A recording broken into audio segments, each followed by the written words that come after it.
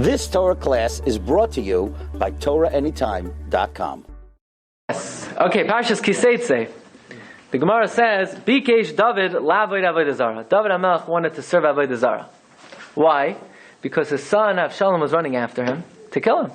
And David HaMelech said, how's it going to look like if my son kills me? People are going to say, less din, less dayan. There's no judgment in this world. Here I'm a big tzaddik and my own son kills me. So therefore David HaMelech wanted to justify the dinei shamayim. He wanted to make Hashem look good. Right? There's a book just written, Defending Hashem in the matter of the Holocaust by Rabbi Victor Miller, just came out, right? So David HaMelech wanted to defend Hashem. He wanted people to understand the ways of Hashem, so he was going to serve avodah zara this way. When Avshalom kills him, nobody would have any questions on Hashem. Then the Navi comes and says, David, get it together. Nobody's going to have any questions on you if Avshalom kills you. Avshalom is a ben Sora Umayra. You married an Eisha Sifas Tayar, and the Chumash, and this week's Parshas Seitzei, right? The Chazal Darshan, Lama Nismacha, Eisha Sifas Tayar to Ben Sora Umayra. Because if you marry the Yifas Tayar, you're going to hate her, right? You're going to have a Achas Ahuva Achas Anua, and then you're going to have a Ben Sora Umayra. So if your son kills you, no one's going to have any questions on Hashem, David.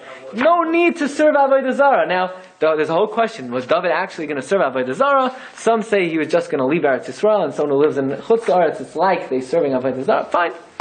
So, the Gemara asks, the Gemara says, David, you don't darshan smuchim? You don't darshan the juxtaposition? Whereupon, David said, you're right. The question is, why didn't David darshan smuchim? So it's a valid drasha, right? The Chazal say that if you marry an Eisha Sifas Tayar, you're going to have a Ben Sara Umara. So what was David thinking? What David did not, he was a little bit, he didn't recognize it was because of his own actions that he was going to have a Ben Sara Umara. He had to go serve avodah zara. B'chlal, what do Chazal mean? Chazal say, why are you allowed to take a Eisha Sifas Tayar? Why are you allowed to live with this woman? Dibra, Torah, Keneged, Yetzahar. The Torah is speaking to the Yetzahar. Which means like this. The Torah knows that this soldier, he's in the heat of the battle. His passions are flaring. He has lust. He sees the woman, he's going to take her, mutter or asr, he's going to take her. So the Torah says, why should we have you take her be'isr? We allow you to marry her be'heter. In other words, the Torah recognizes the power of the Yetzahara. Right? The Torah recognizes human weakness. But then Chazal say, but you should know, if you're going to marry her, you're going to hate her, and then your children are going to be messed up. You're going to have wayward children, and they're going to try to kill, and they're going to try to murder.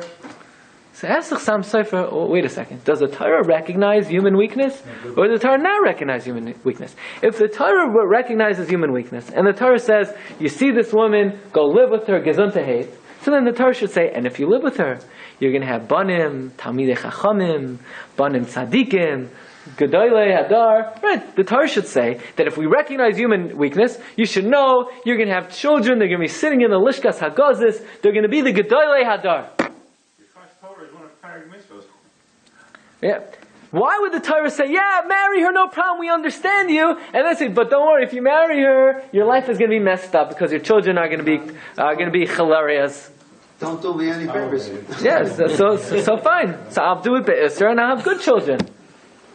So says the Chassam Sofer, now you have to understand the whole inyan of Yifas Tayar.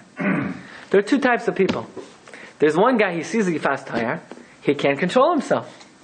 That guy, he should live with her, he should marry her, and they're going to have wonderful children, Talmidei Chachamim, Rashi Yeshivas, Admoirim, everything, wonderful. And they can have nachas for many, many generations. They're going to walk them down to the chuppah, the mechutanim are going to be mamish, the best of the best. But then you have another guy. You have this tzaddik with a long white beard. He's been sitting in the shul for the last 70 years. He never looked out of the Gemara. And they said, Yifas Tayar. That's an interesting inyan. So he sees the Yifas Tayar. He has no desire for it. He says, why not chaperein? Why not? What do you mean, why not? But you don't need to no, I'll take advantage. I'll take advantage of the loophole. So that guy who doesn't need to live with the Yifas Tayar and takes advantage of the loophole. That's where the Torah is saying, if you're going to marry her, you're going to hate her, and you're going to have bad children. David HaMelech. David HaMelech looks at himself. He says, who am I? Yetzirah is so strong. I can't overcome my Yetzirah. It's too difficult for me.